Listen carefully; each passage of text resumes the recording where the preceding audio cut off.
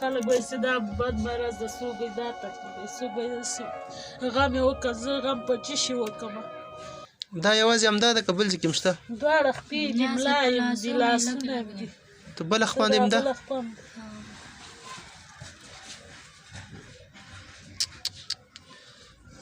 صحیح ده اوس دپاره به موږ داسې درمل درکو که نه چې د سوزش به نه کوي او خارښ به نه کوي صحیح ده درد پچکارۍ به م ورته ووو ناروغیانې دي چې هغې د خاطر اساسي علاج پکار دی نو د دې معاینات پکار دي دا ناروغي لږه سخته ده ته خپله مرسته چې څه درته ضرورت دی دلته ویډیو کې ووایه موږ به انټرنیټ کې شیر کړو چا چې څه همکاري کوله نو تاسو سره بیا وکړي وروره دغه موږ بیماري د سیدامې ته بوځم هر چېرته یې بوځم وایي چې دا سخته مریضتیا د بیې نقطه راته ولیکي زه چې وسه نه لرم چې ډاکټرانو ته اوس مدون ورکړم زه ورته وایم چې زه په کور کې وړه نه لرم غوړي نه لرم نو زه به څه شی وکړم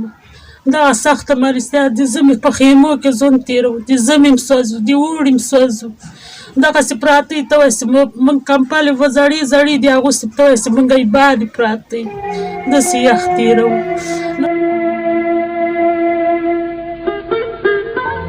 زلمي زامن نه لري نه دا مشره لور مې دا ده بیا دې پسې بله ده بیا مې واړه واړه هلکان دي درې دانې هغه هم نیم او نیم کاله دي له بامه راولېدلی و هغه هم اوږده سر یې درکړي زه موټر وهلی یم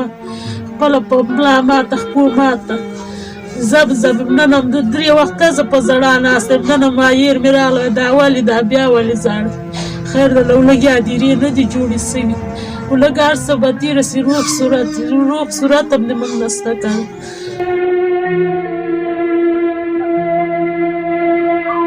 زه مې د بچۍ ته ګورم چې درد یې وزاړم لوڅه یې وزاړم پټ یې وزاړم څه شی وکړم لوڅ لپړ دي خلک څه تکلیف دی تا پخې وښیه خلک وایي چې دا بد مرض ده څوک وایي دا تکلیف دی څوک وایي غم یې وکړه زه غم په څه شي وکړمه دا یوازې همدا ده که بل ځای کې هم شته دواړه خپې دي ملا یم دي لاسونه م دي ته بله خوا باندې هم ده صحیح ده اوس دپاره به موږ داسې درمل درکو که نه چې د سوزش به نه کوي او خارښ به نه کوي صحیح ده درد پچکارۍ به م ورته ووو داسې چل به وکړو چې درملنه یې وکړو معاینات ته ضرورت لري ښه مورې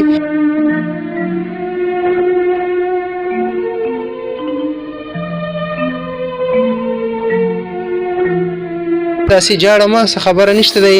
موږ کوشش کوو چې اساسي درملنه یې وکړو صحیح ده معاینات پرې وشي چې څومره د دې مطابق جلدي ډاکټر ته به معرفي کړو پارچه به برابره کړو ورته هغې نه بعد چې څومره د دې معاینات ته ضرورت یې هغه معاینات به ورته وکړو صحیح ده بس دعاګانې کوئ چې الله تعالی یو څوک مهربان کړي او ستاسو علاج کې برخه واخلي صحیح ده خیر سه مورې بس درمل در کوم واخلو